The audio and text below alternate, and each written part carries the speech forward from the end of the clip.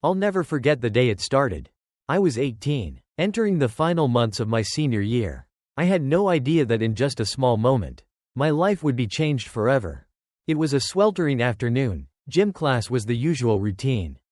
My friends and I were playing soccer on the school field, sweat pouring down my back. But I didn't care, I just wanted to give it my all.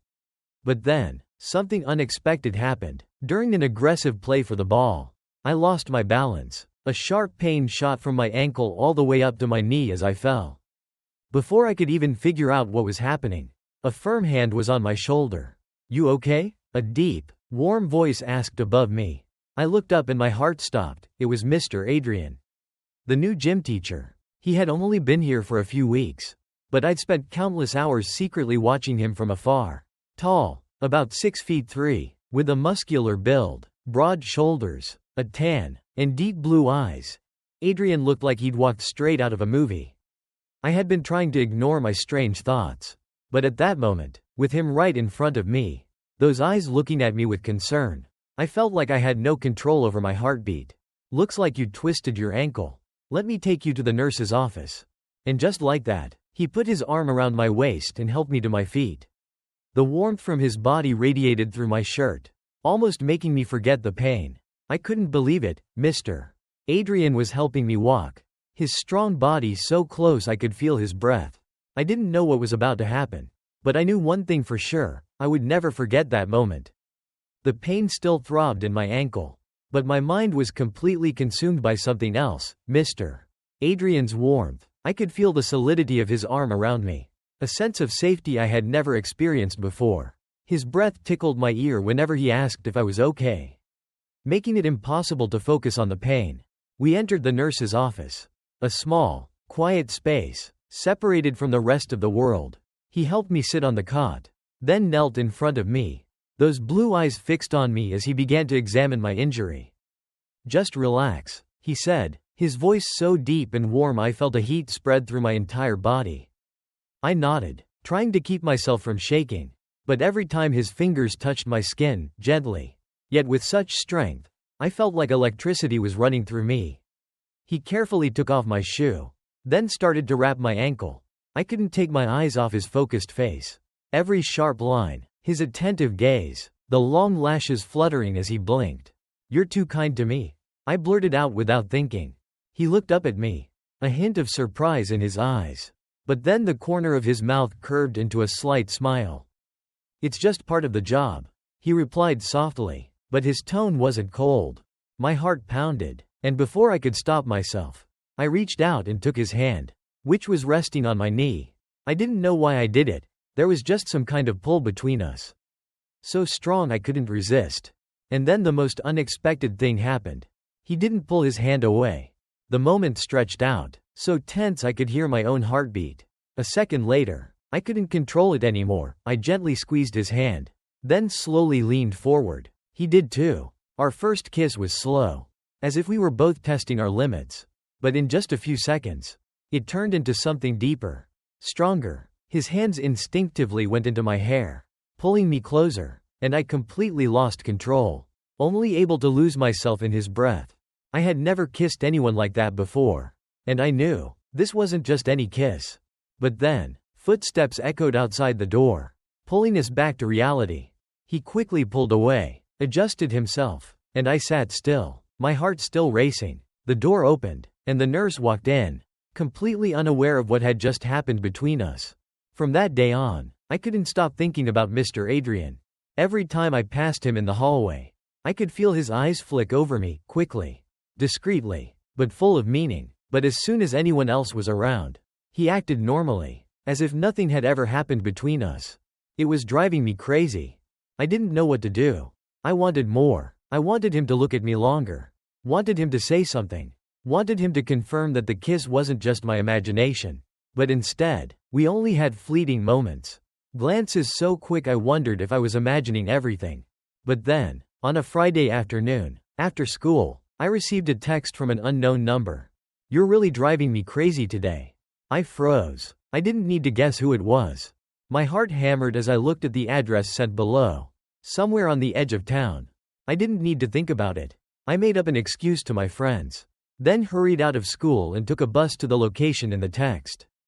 The black car parked on the side of the road looked a little old. But when the window rolled down, I saw Adrian's familiar face. He wasn't wearing his gym uniform anymore. Today, he was just wearing a simple white t-shirt and jeans. But I had never seen him so attractive. "Get in." I didn't hesitate. I opened the door and got in. And as soon as I sat down, I could feel his eyes on me. Full of meaning. We didn't say much on the way. But I knew we both knew where we were going. A small motel on the outskirts of town. When the car stopped, I swallowed hard, feeling a surge of anticipation in my chest. "Why me?" I asked quietly, not looking at him. He was silent for a few seconds, then replied softly, "Because you're something I can't resist." I didn't know what was waiting for me behind that motel room door. But one thing I was sure of, tonight would change everything.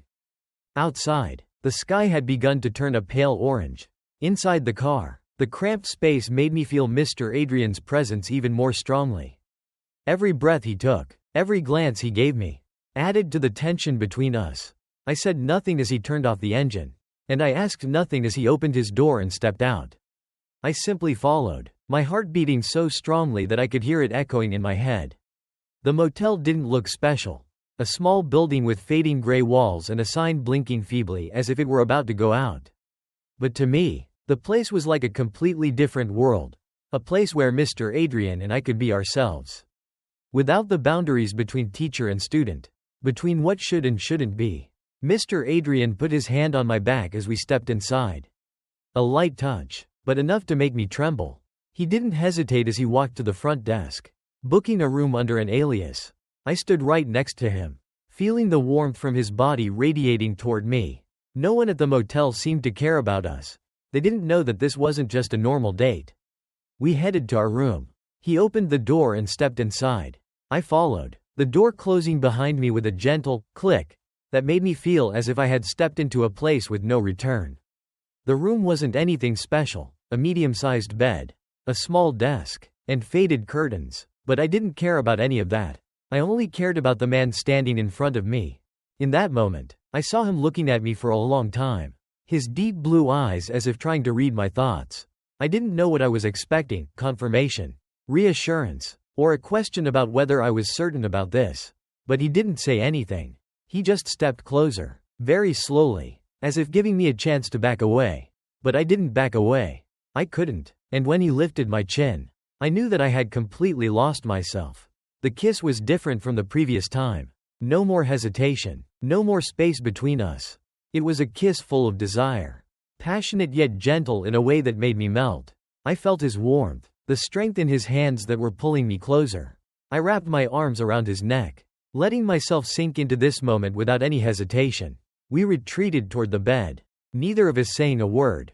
All there was were gasps, fingers roaming over each other's skin, soft whispers. I felt every contour of his body, strong, sturdy, as if made only to protect me, to hold me. Everything was like a tornado sweeping me away.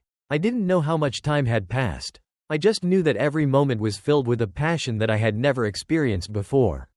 But what surprised me most wasn't the passion in his every gesture, but the gentleness hidden within it. He always slowed down, always stopped to look at me, to ensure that I was okay. Each touch, each caress, carried a regard that I couldn't describe in words. Until we lay on the bed, our breathing still hadn't settled. I realized that I had completely belonged to this man. Quiet ensued after all. I laid there, my head resting on his shoulder, feeling his slow heartbeat beneath his skin. "Do you regret it?" I whispered, my voice hoarse after such intense emotions. He was silent for a moment, and then gently ran his fingers through my hair, caressing it in a way that made me feel strangely safe.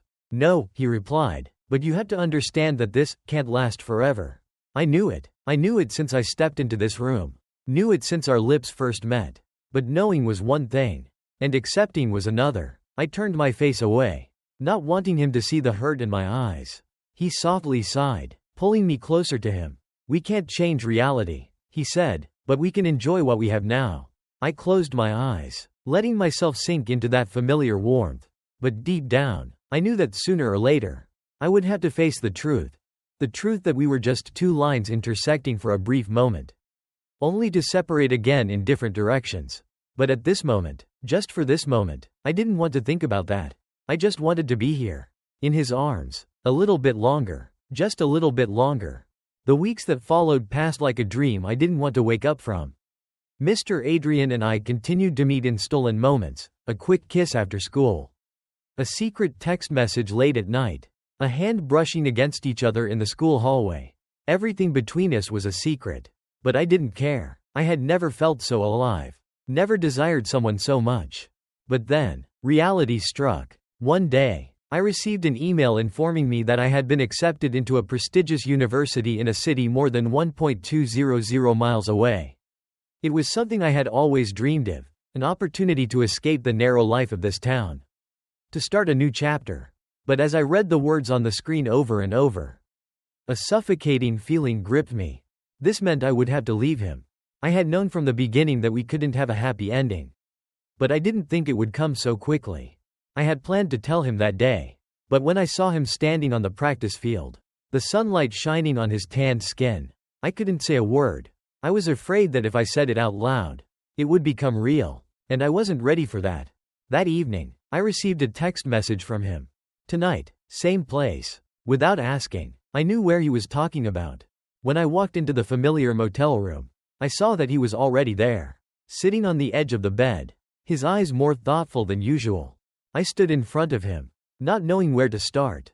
You know, don't you? I asked softly. He looked up, those blue eyes shining with a sadness I had never seen before. Yeah, he replied, his voice hoarse. I bit my lip, trying to stay calm, but I felt my heart shatter. I wanted to run to him and hug him. Wanted him to tell me that I didn't have to go, that he would keep me here. But I knew he wouldn't do that. Because he couldn't. We didn't say anything else. There was only silence between us. A silence weighed down by thousands of unspoken words. He reached out and pulled me down next to him. His fingers gently stroked my hand, touching every crevice as if wanting to remember this feeling. Lucas, he whispered, his voice filled with everything he couldn't express in words. I didn't let him say more. I leaned in and kissed him. And this time, the kiss wasn't just filled with passion, but also with pain, regret, and unspoken farewells. We made love that night.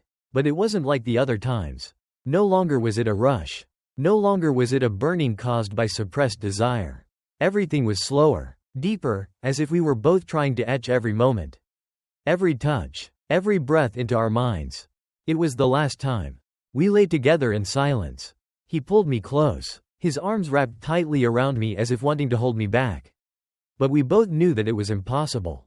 Someday, you'll forget me, he said softly, his warm voice echoing in the quiet room. I shook my head. Never. He didn't respond, just smiled faintly, a smile that was both sad and gentle. I closed my eyes, trying to etch this moment into my mind, his warmth, his familiar scent, the strong beat of his heart right next to my ear. But then, dawn came. I opened my eyes as the faint light from the window crept into the room.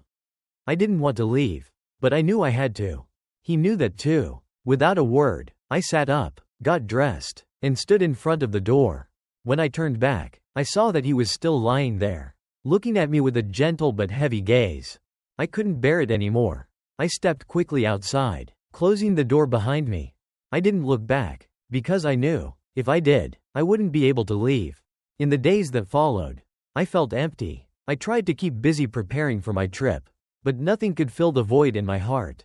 I didn't text him. He didn't text me either. I had hoped that, at the last moment before I left, he would show up, would pull me back, would tell me that he couldn't let me go. But that didn't happen. The day I left town, I looked out the car window, hoping to see him somewhere. But all I saw was the empty road stretching endlessly. And I understood that this was the end. I don't know how long it took for me to stop expecting a text from him. I don't know how long it took for me to walk past the school's soccer field without remembering the first time he touched me. But I knew that, no matter how many years passed, no matter who else I loved, no matter what new life I built, I would never forget him.